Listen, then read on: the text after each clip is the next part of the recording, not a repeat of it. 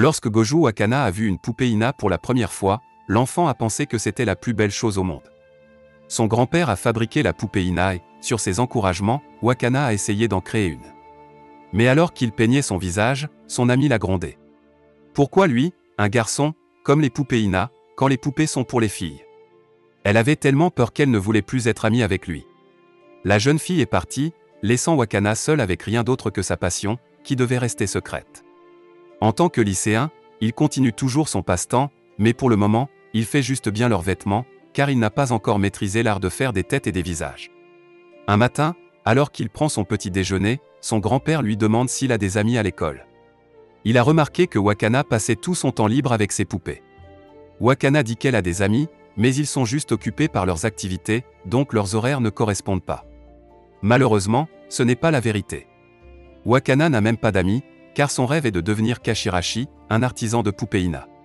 Comme ses passe-temps tournent autour du perfectionnement de son art, il sent qu'il n'a rien à dire avec les autres. Wakana passe ses loisirs en classe assis seul, isolé des gens. Son vieil ami a clairement affecté son estime de soi, tout cela parce qu'elle appréciait son passe-temps. Soudain, sa camarade de classe, Kitagawa Marin, arrive en volant dans sa direction et sa tête heurte le bord de son bureau. Après s'être levée, elle s'excuse auprès de lui, et quand elle voit la tache d'encre sur son bras, elle l'attrape, lui demandant s'il va bien. Le garçon, lui aussi abasourdi par leur soudaine interaction, parvient à balbutier qu'il va bien.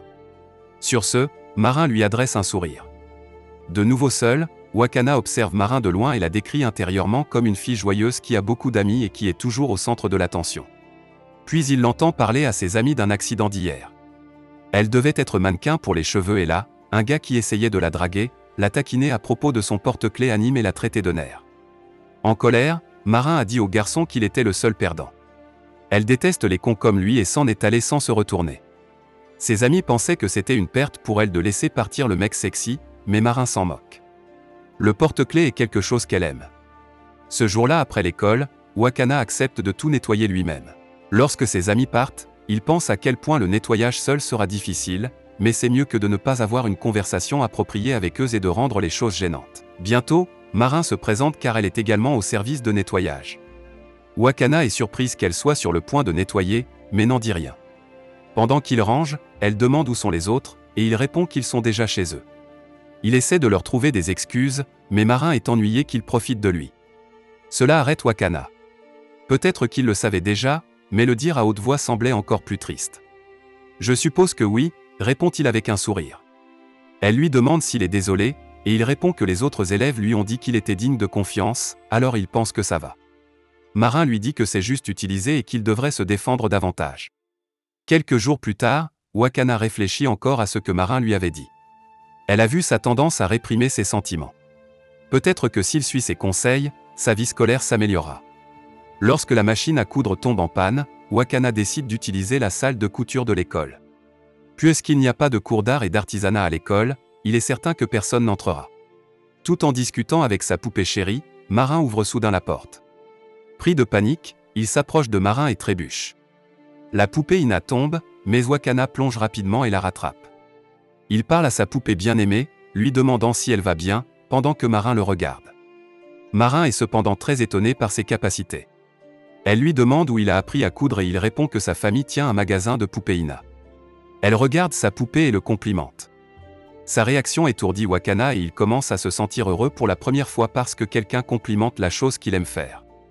Mais un peu plus tard il dit que son grand-père a fait la grimace puisqu'il ne sait faire que des vêtements. Cela donne une idée à Marin, et soudain elle se déshabille en surprenant le garçon. Bientôt, il la voit vêtue d'une robe mal faite. Marin lui demande timidement ce qu'il pense de la robe qu'elle a confectionnée elle-même. Wakana est stupéfait et horrifié. Sa robe est très différente de sa référence. Cela réveille la bête au sein de Wakana, et la bête semble être une critique passionnée. En examinant la robe qu'elle a confectionnée, elle constate que le tissu n'a pas de doublure, pas de couture inversée et pas de fil de canette. Wakana, cependant, voit Marin au bord des larmes, alors il s'incline et demande pardon. Elle lui assure immédiatement qu'elle n'est pas en colère et lui explique qu'elle a fait cette tenue parce qu'elle veut faire un cosplay. Pour elle, le cosplay permet aux gens d'exprimer à quel point ils aiment leur personnage préféré.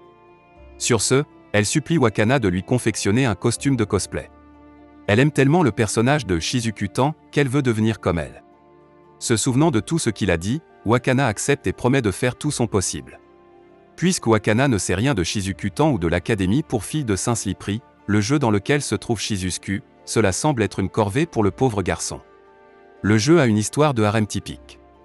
Le garçon va à l'école réservée aux filles. Le garçon utilise sa perceuse. Wakana, cependant, est complètement perdu. Il souligne à quel point il est passionné par le jeu et qu'il ne savait pas que les filles aimaient ce genre de jeu. À cela, Marin lui demande si être une fille ou un garçon est important quand on aime vraiment quelque chose. Ces paroles lui rappellent ce souvenir avec son ami d'enfance, puis avec plus d'enthousiasme, il répond « absolument pas ». Et donc, accepté. Marin lui remet le guide du débutant en cosplay, et accepte de prendre ses mensurations lundi. Le lendemain matin, Wakana est surpris de voir Marin avec un chez Esekak. Elle a découvert où elle habite en recherchant des poupées Goju Ina sur internet, et elle est là parce qu'elle ne peut pas attendre jusqu'à lundi. Avec cela, elle s'invite et The Shy Wakana ne peut que la satisfaire. À l'intérieur, Marin admire son matériel de fabrication de poupées avant de lui demander de prendre ses mensurations. Nerveux et hésitant, il suggère que quelqu'un d'autre le fasse à la place car il doit être en culotte. Ce n'est pas un problème pour Marin car elle déboutonne son chemisier et révèle qu'elle porte un maillot de bain en dessous. Cela n'aide certainement pas. Malgré son appréhension, Wakana commence à mesurer le haut de sa tête. Elle garde les yeux fermés pour lui faciliter les choses, mais pendant qu'il la mesure, elle le taquine. Cela effraie Wakana, qui s'éloigne rapidement d'elle et se cogne accidentellement la tête contre le mur. Cela inquiète Marin, mais heureusement il va bien, alors il continue. Maintenant il doit mesurer les épaules de Marin, il a le visage de l'autre côté, donc il sera moins distrait, mais bientôt il se retrouve face à un adversaire redoutable, ses fesses. Il lui demande si elle est gênée, mais elle répond qu'elle le fait pour son costume. Wakana commence à le mesurer correctement cette fois. La mesure se passe finalement sans problème jusqu'à ce que Miran demande à faire mesurer ses pieds. S'il vous plaît ne faites pas ça. Wakana lui suggère de s'asseoir sur une chaise, mais elle est parfaitement à l'aise sur le futon plié dans le coin de la pièce. Puisque Marin insiste pour y rester, mesurer ses pieds. Le défi n'est pourtant pas terminé, car Wakana doit maintenant mesurer son buste. Il lui demande si elle peut le mesurer elle-même, mais elle obtient un résultat différent à chaque fois. Vient ensuite la poitrine, que Wakana est bien décidé à ne pas mesurer. Pauvre garçon, je dirais. Après l'avoir un peu taquiné, Marin mesure elle-même sa poitrine. Il est maintenant temps pour la manche.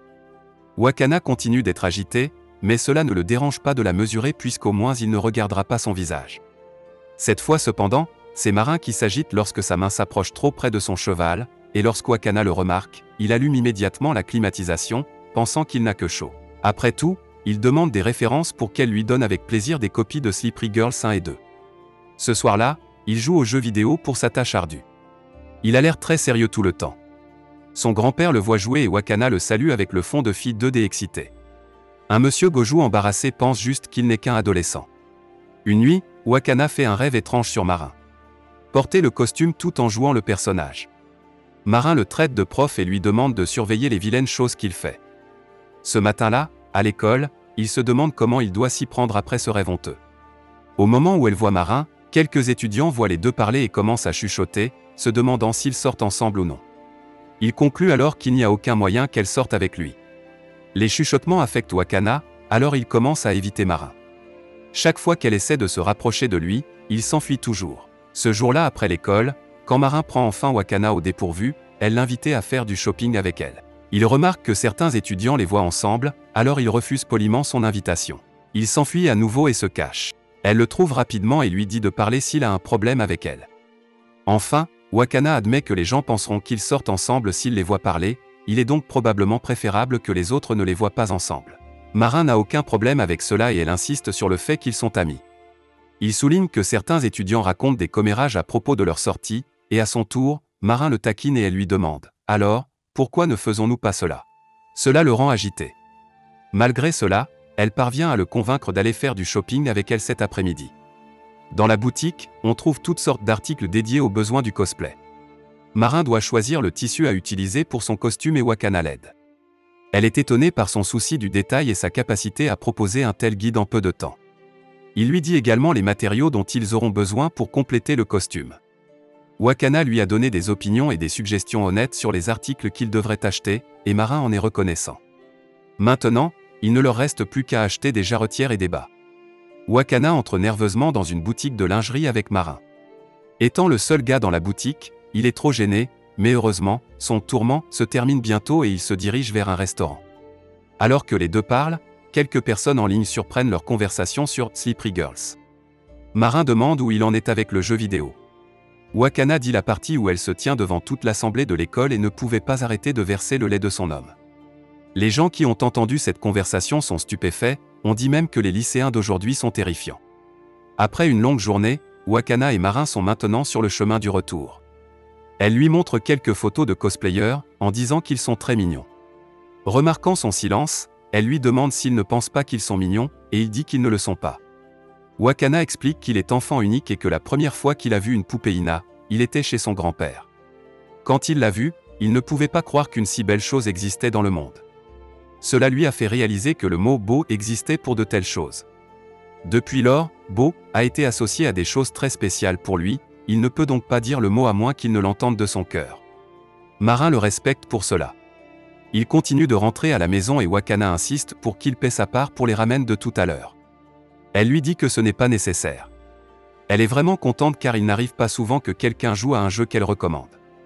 À cause de son amour pour les poupées Ina, Wakana s'est isolée, mais maintenant, c'est à cause de ce même amour, de cette même passion, Wakana a trouvé quelqu'un qui pourrait appeler un de ses amis, une personne qu'il accepte tel qu'il est. Merci d'avoir regardé. Si vous avez aimé la vidéo et que vous souhaitez aider la chaîne à grandir, laissez un like, un commentaire et abonnez-vous.